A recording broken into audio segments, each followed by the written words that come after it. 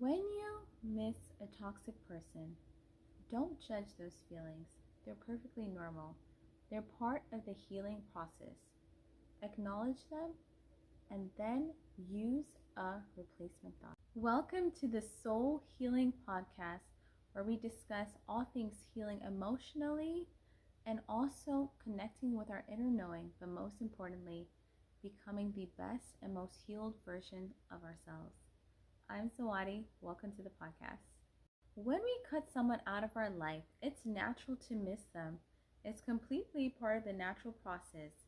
But when we use a replacement thought is something where we think of that person and then we rewrite that thought. For example, I ended a 10-year friendship some months ago, and it was quite painful, and there still are times today that it is still painful at times because we were friends for 10 years and I had expected us to be in each other's lives for much, much longer.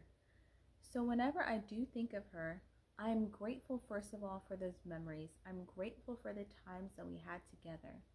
And then I refocus my mind to more gratitude for the things that are in my life right now. For example, I'm grateful for my children.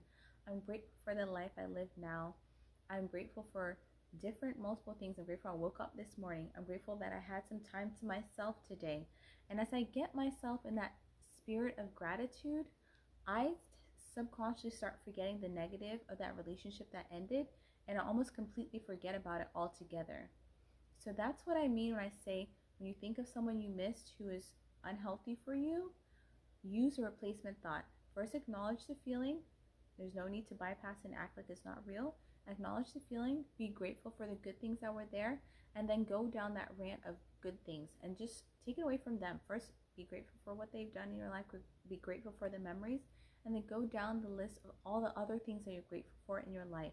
And before you know it, you've shifted your mind's focus away from that person and onto just good things that are happening in your life.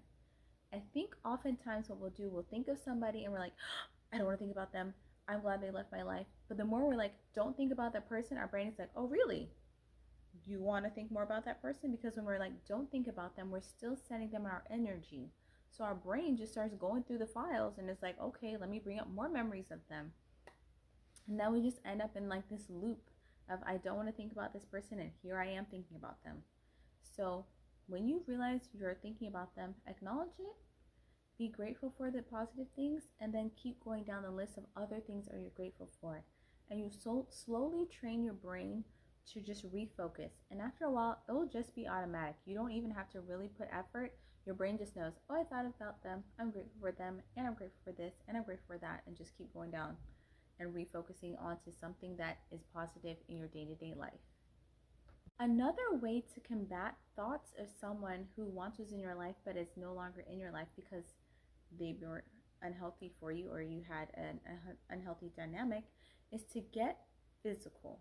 By getting physical, I mean moving your body, going outside, exercising, cleaning, just like doing something that makes your body and your mind refocus on another task. Now, this is not necessarily running away from the thought, but is bringing you back into the present, and it's making you deal with what's going on in life right now.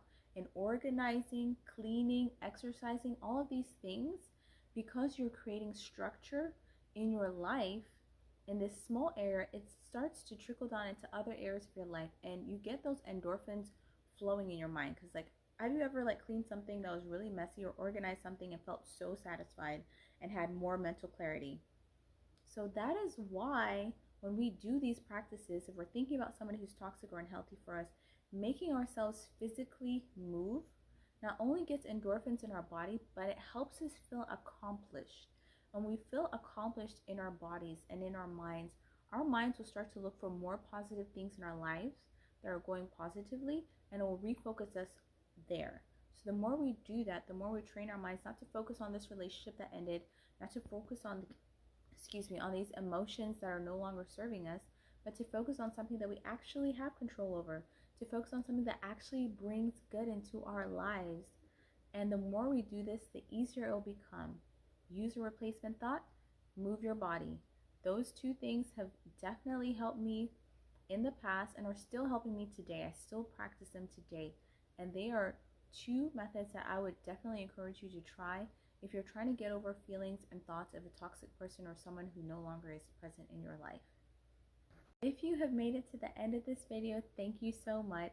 And if you like another video that is in alignment with today's topic, please click the one you see on the screen above. Have a wonderful day. Bye-bye.